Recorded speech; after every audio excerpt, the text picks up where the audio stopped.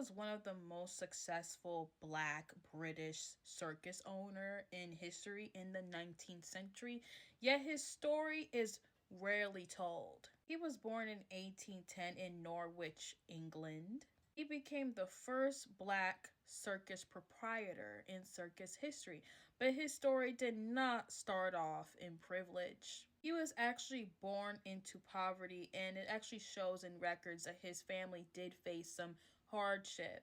From a young age, he showed some physical talent and discipline and ambition that would eventually reshape British entertainment.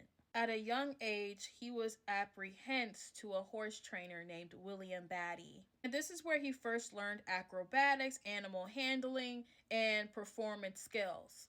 By the time he was in his early 20s, he was already recognized for his talent. He became known for trick riding, acrobatics. Even early in his career, the newspapers described him as one of the most skilled in the circus world. In 1841, he made a decision that would change the direction of his life in Britain. He opened his own circus, and this made him the first Black man in Britain to open his own circus. So that's pretty cool. He operated a major circus and used his name for business purposes and had a huge hit. He was known nationwide. His show toured England, Scotland, and Ireland for decades. And it was consistently praised for its quality, variety, and talent. What made Pablo's circus stand out was not just the performances. His shows included acrobatics, horseback riding, clowns, tightrope walkers, dramatic feats that drew in large audiences, and also diverse audiences. The newspapers even said that his circus was one of its best at its time. Pablo's success contradicts many people's assumptions about race and opportunity in the Victorian era. Even in a time filled with racial prejudice, just like Miss Lala, his talent in business was undeniable. Even his employers spoke highly of him for being a fair employer. Historical accounts consider him as generous. They would say he was deeply committed to his company, and he would offer opportunity to anyone with any sort of background. He was known for bringing innovative acts into the spotlight. His leadership made his circus not only popular, but respected. Pablo's wife was killed in the disaster. His wife was named Susanna. This event was devastating to him personally, but he continued to run his circus and raising his children. Another notable thing to mention about Pablo's circus is his connection to the music day-to-day life. He actually touched one of the Beatles songs. This is because his circus was mentioned in an advertisement that later became an inspiration for a line in a Beatles song in 1967. The Beatles released Being for the Benefit of Mr. Kite, which comes from the wording of Pablo's advertising posters. There came a moment where Victorian circus history touched modern music, and that he just gained popularity back. He gained popularity again. During his lifetime, he was very much widely respected. The newspapers even said that he is even a great manager.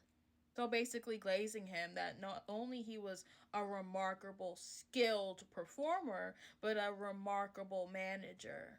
Circus toured for more than 30 years, something that modern circus still struggle to even keep up with. Mostly has to do maybe the interest levels of today compared to back then, but hey, that's another day. Despite Pablo's success, nearing the end of his life was not easy. We got financial loss, we got personal losses, we got business pressures. These things weighed heavily on him. 1871, he died at Stockport at the age of 61.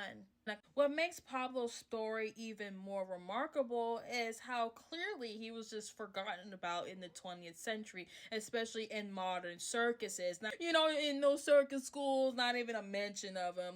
Normalized in society. You might even think yourself, oh, why would he mention some random Black guy who succeeded? What? Yeah, why would they mention him? Why would they? Why? Perfectly right. This erasure mirrors just a pattern where Black people contribute and it was just minimized or ignored.